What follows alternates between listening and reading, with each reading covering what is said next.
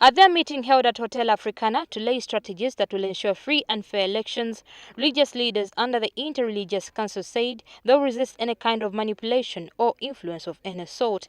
They have called for an electronic voting mechanism to ensure that rigging is controlled.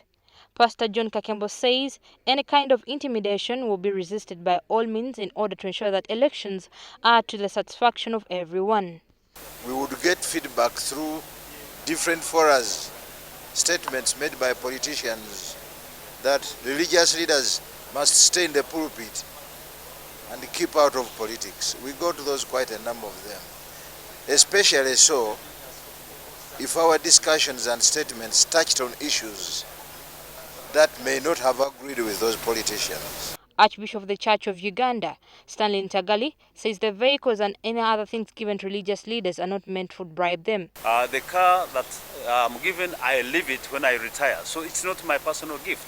So that means it's part, the church complements the government efforts, the mosques, and therefore we are leaders who support the efforts of leadership in this country.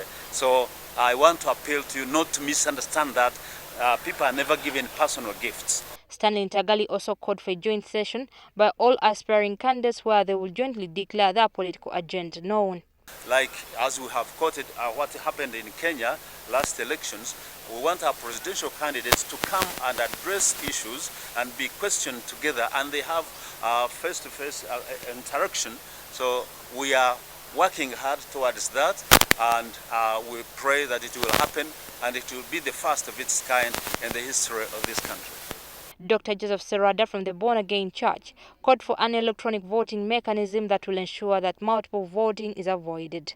The only remedy for stealing votes is having an electronic register.